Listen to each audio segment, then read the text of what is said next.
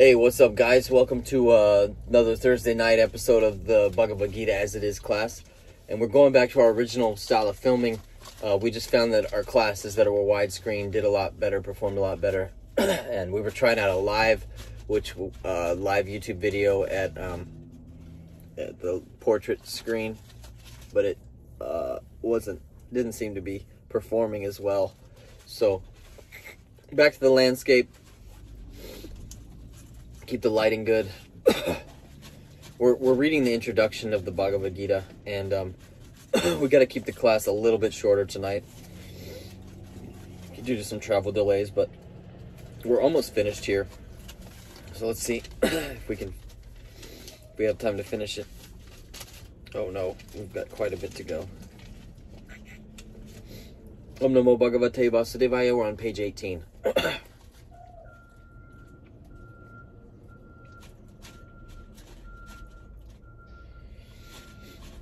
The Lord descends to this mortal world to show his pastimes in Vrindavan, which are full of happiness. When Lord Sri Krishna was in Vrindavan, his activities with his cowherd boyfriends, with his damsel friends, with the inhabitants of Vrindavan, and with the cows were all full of happiness. The total population of Vrindavan knew nothing but Krishna. But Lord Krishna even discouraged his father, Nanda Maharaj, from worshipping the demigod Indra, because he wanted to establish the fact that people need not worship any demigod. They need only worship the Supreme Lord, because their ultimate goal is to return to his abode. The abode of Lord Sri Krishna is described in the Bhagavad Gita 15th chapter, 6th verse. Natad bahashate, natad bahayashate, bahashayate, natad bahashayate, shuryo na shashanko na pavakaha, yad gatva na nivartante, tad dhamma paramam mama. That abode of mine is not illumined by the sun or moon, nor by electricity, and anyone who reaches it never comes back to this material world. Bhagavad Gita, chapter 15, text 6. And when I read this for the first time, Krishna describing his abode, the Lord, the Supreme Personality of Godhead describing the spiritual kingdom, I was completely blown away, and it was a reaffirmation of something that I already knew deep inside, which was that it's very possible for a world to exist without pain. Okay? I grew up and I was wondering, why is there pain in this world? Why is there all of this negative stuff? Like, wouldn't God create a world where there was just only varying degrees of happiness? And someone would say to me, my teachers or parents or whatever, they would say, well, you have to have pain in order to have pleasure. And I thought about it and I go, no, you don't. I mean, it doesn't logically make sense at all. You don't have to experience pain to be able to appreciate pleasure. No, you can just experience pleasure and then not experience pleasure, meaning an absence of pleasure. It doesn't mean you have to have pain there. It just means here's some pleasure. Oh, here's more pleasure. And you're able to experience that pleasure by having it and not having it. And that's all there is to it. There's no pain doesn't have to enter the picture or be involved. All that enters the picture with pleasure is you either have it or you don't have it. You're experiencing it, or you're not experiencing it, or you're experiencing more of it or less of it. It's just a varying degree of pleasure type of thing. And I knew this logically, and I knew that it was possible for a world to exist with only varying degrees of pleasure. And so I was always wondering, like, why God didn't create a world that was like that. Come to find out, his world is like that. His world it doesn't need the sun or the moon or the stars to have light. It's self-illuminating. It's amazing, the qualities of the spiritual kingdom that are being described here. And so when we ask about, well, why is there pain? Why is there suffering in these things? Someone I follow on Instagram recently said that, like, as far as karma goes, they didn't believe in it because, if there truly was bad karma, then all of the, evil people that are doing bad things would disintegrate, you know? They would be off the planet and they would be done. And they would be, you know, afflicted by vicious things. And you go, yeah, if karma was if karma was immediate, if karma was fast acting, certainly, but the thing about karma is karma means action. For every action there's a reaction. Okay? Whatever I do to others comes back onto me. But it doesn't come back onto me immediately, because time is an element of the material world. Okay? Time does not exist in the spiritual world.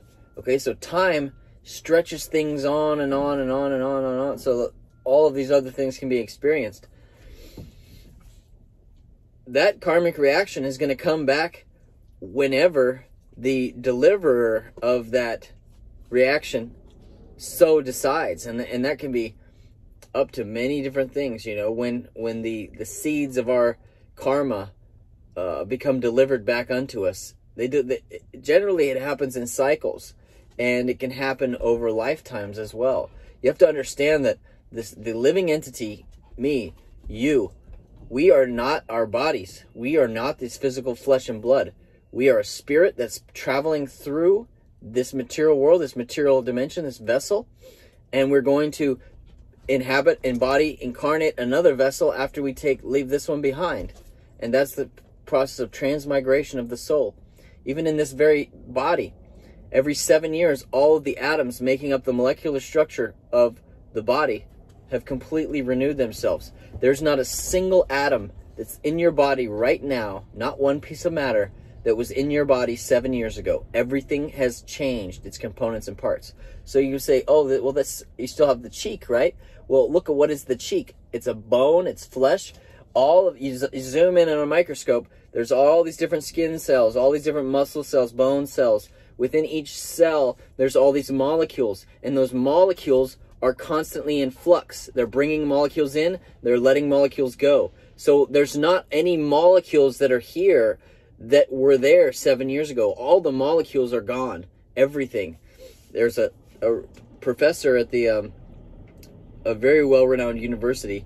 They did a study about this, and they found that you can conclude that after 7 years, even the most reluctant molecules in the deep recesses of the brain tissue and the hemoglobin, they will eventually yield, meaning they will be renewed and replaced.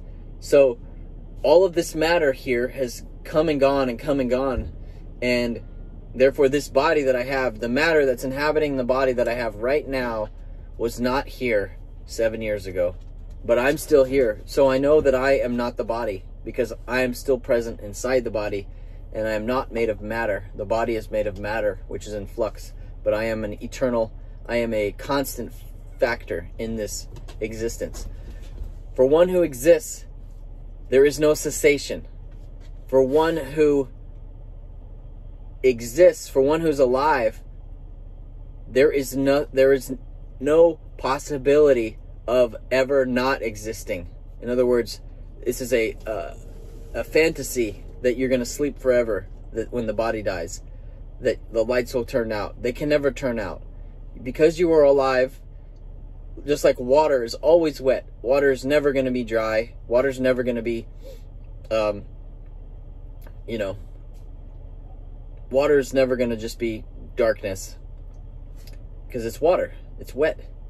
The living entity is always alive. That's the nature of it. It can never stop. It was never beginning. The living entity never just was born and became. It always has existed. It always will exist. That's the reality. So if you understand that, you understand karma, whatever I do will come back to me, and it's not dependent on space and time and situation. It's going to come back to me when it's ready. Whenever the deliverer of that karma, whoever it may be, whichever superintending force of nature takes on that task, it may come in different forms depending on my situation. I can move my physical vicinity. I can move to China. I can move to Seattle. I can move to Europe. I can move to Africa. You know, wherever I move, I can move to a village or a city. I could go out up into a mountain and live in a cave.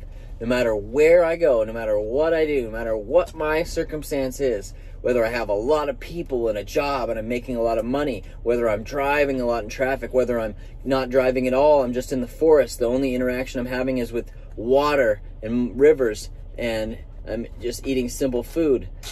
No matter what, there's always going to be an element of interaction with the material elements of this world, and there is going to be a way that I will experience the result of my past activities, whether good or whether bad. And that is not up to me. I'm not in control of that. And so we have to understand that our position is that we are not in control. Okay? We are living entities. We are eternal. We exist forever. We have immense, immeasurable value and power in that awareness of our everlasting existence. I mean, there's no price you can put on that. However, we're not in complete domination over everything around us. We are limited, and we are dependent on different things. And there are other controlling forces and factors that affect us, and that we need to, if we want to achieve our highest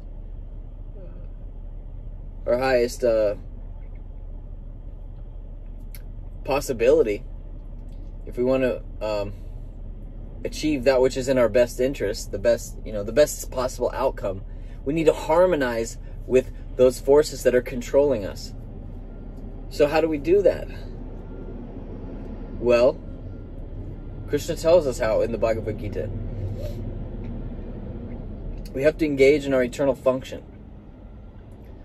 Our position, our essence, we know these. We just went over it.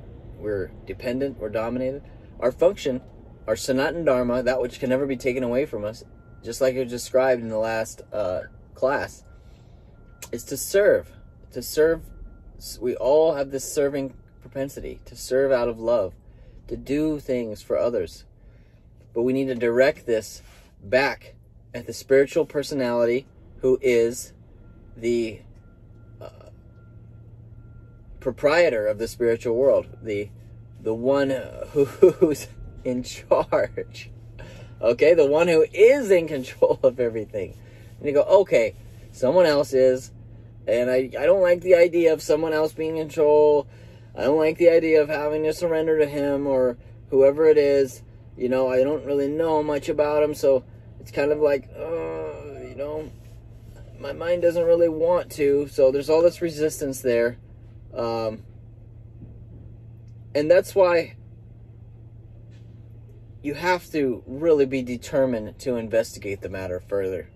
You need to investigate the qualities and try to understand who is this person who is claiming to be the proprietor of the spiritual world, the source of all beings, and to have an infinite ability to satisfy other beings, an infinite ability to expand himself out, an infinite cognition or awareness, an omnipotence, an all-powerful attribute.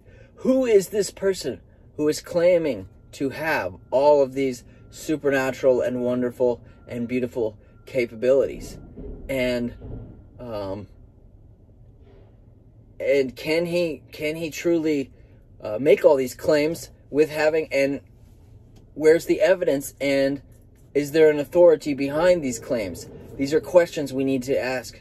Okay, these are questions that are very important to our very life, because if what he's saying is true, if what Krishna's saying in the Bhagavad Gita is true, that he's the proprietor of everything, and he has his own spiritual world full of love, full of light, and there's only varying degrees of pleasure and there's no pain, then that means that our priority in our life in every moment of every day needs to be in connection with him, with Krishna. And so that's a big deal, because that means radically transforming and changing everything about our very life every day. Okay? So therefore, in order to fully take that on board, we need to investigate whether or not these claims are true. Okay? And how do we do that? We need to read the Bhagavad Gita. We need to understand what is disciple succession or parampara. And we need to come to investigate or take on this process to see if it has true merit. The process of surrendering to the Supreme Person. In other words, seeking out the company of those who love him, his devotees. Rejecting the company of those who are addicted and attached to this world and who serve mammon, who serve the principles of illusion. Accepting all things which are favorable for executing the discharge of loving service to the Lord. And similarly, rejecting things which are unfavorable. In other words, changing our situation around a little bit to kind of make it easier to try this process out. And again, in the beginning, we need to just do this as a matter of investigation, because if we don't, we could very well be losing out on the greatest treasure of all time, beyond all lotteries, beyond millions of dollars, beyond mansions and wealth.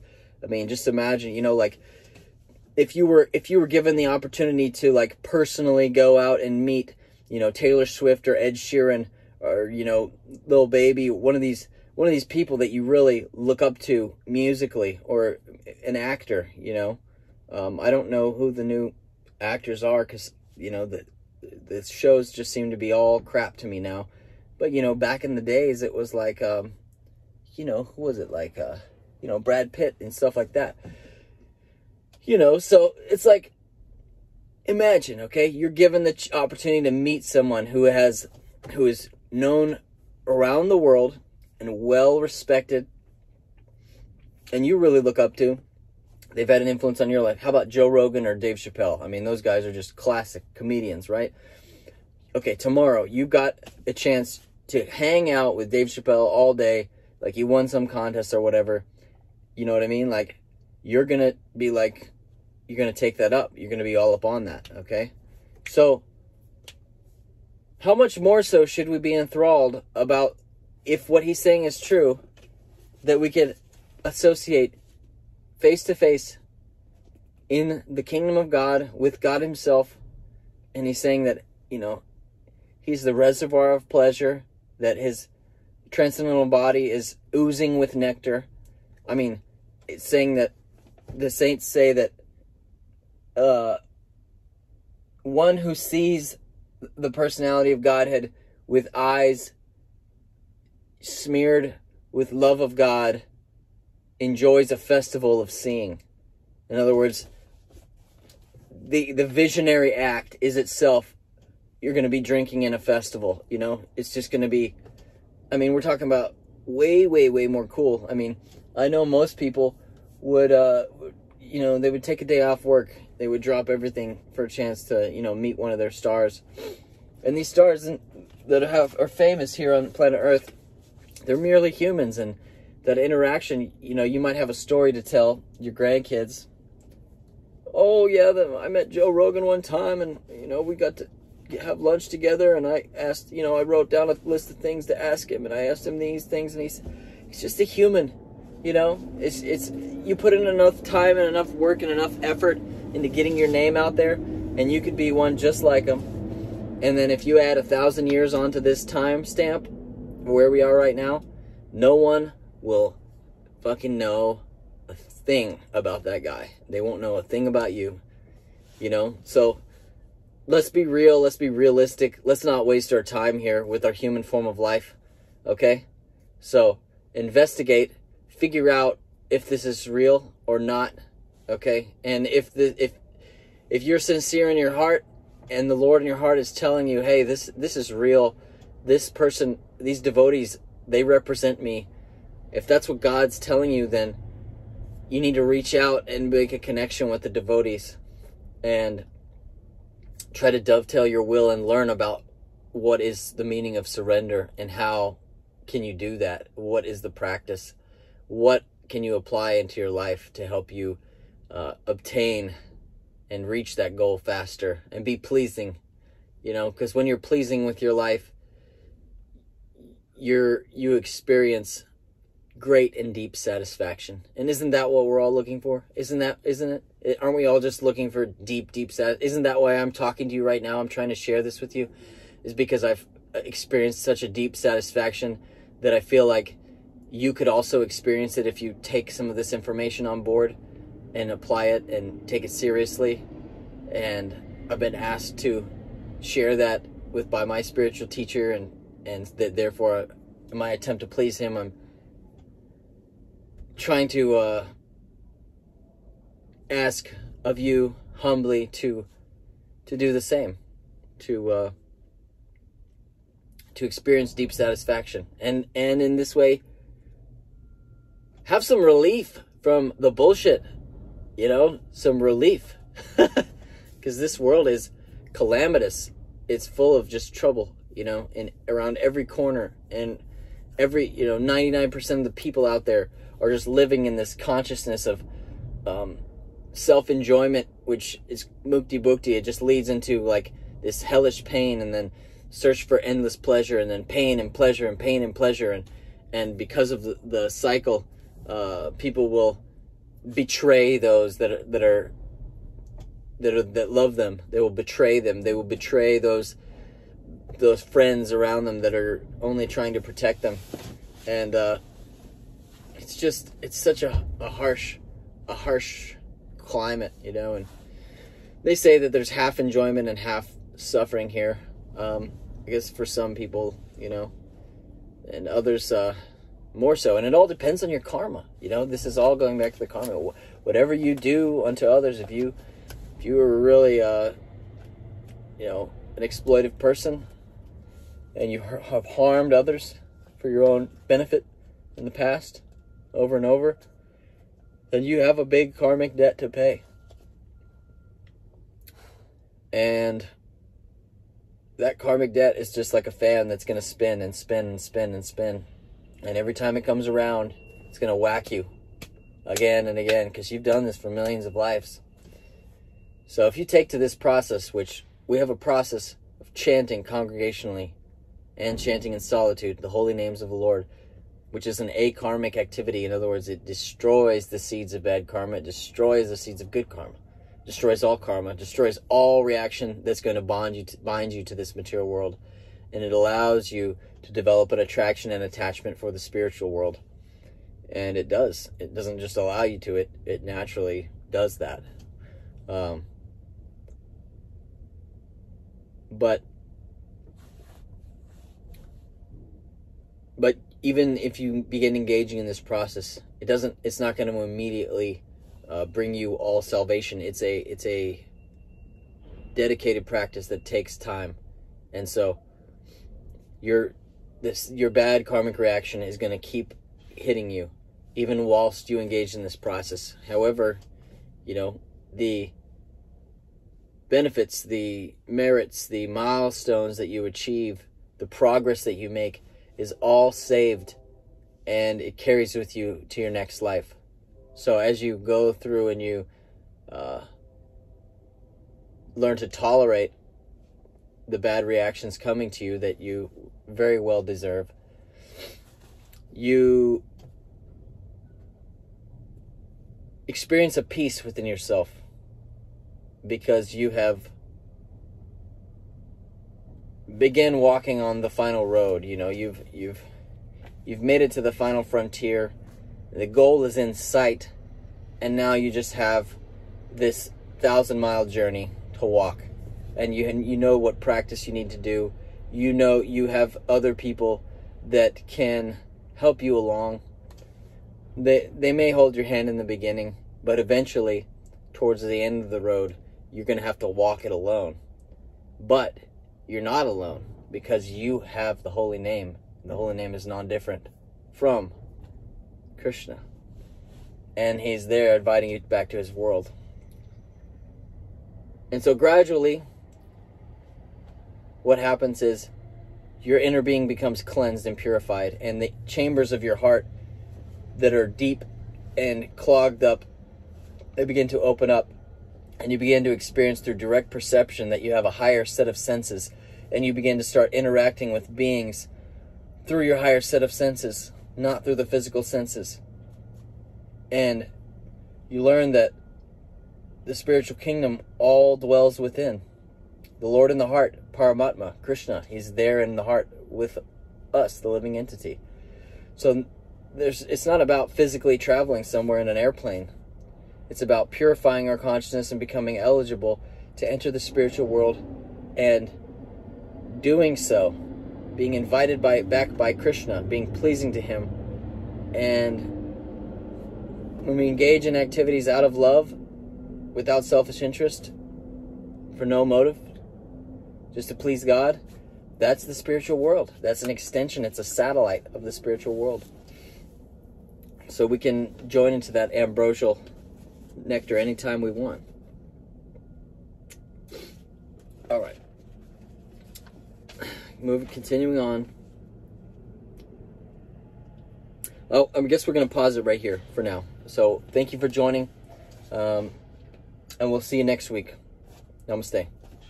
Oh, you know what? I brought my guitar today, so let's do a little short kirtan, because otherwise we would feel bad if we missed out on that.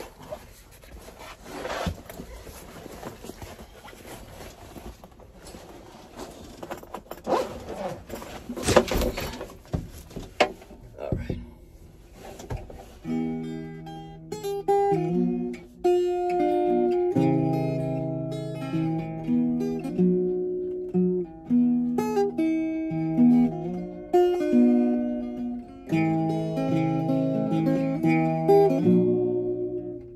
Gopala Govinda Rama Namo Gopala Govinda Rama Namo Gopala Govinda Rama Namo Gopala Govinda Madana Mohana Bala Govinda Madana Mohana Gopala Govinda Madana Mohana Gopala Govinda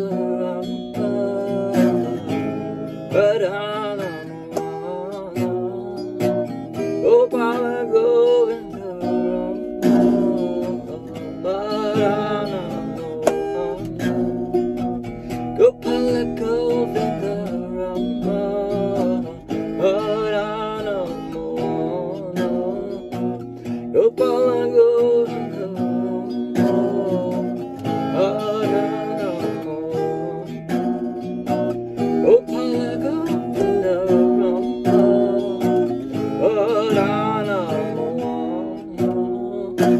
Gopala Govinda Gopala Govinda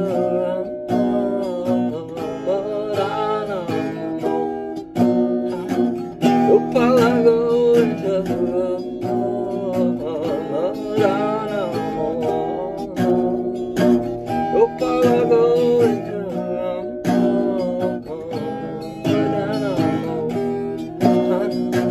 Gopala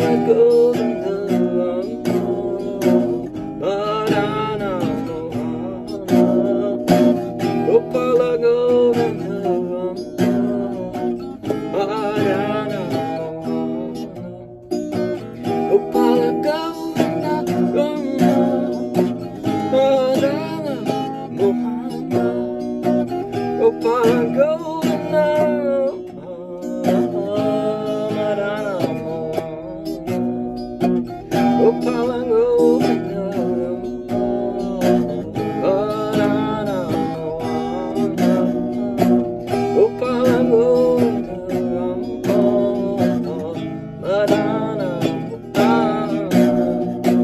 Jai Jai Srila Prabhupada Jai Jai Gurudev Jai Jai Srila Prabhupada Jai Jai Gurudev Jai Jai Srila Prabhupada Jai Jai Gurudev Jai Jai Srila Prabhupada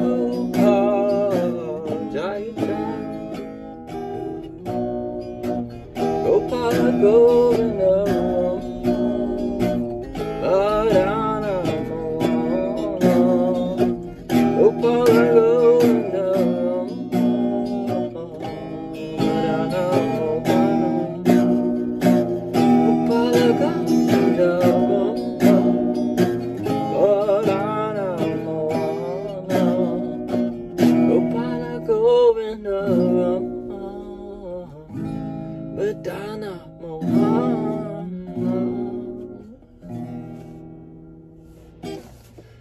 Namaste. Thank you so much for joining. Gopala Govinda Rama, Madana Mohana. Sacred mantras from the spiritual world.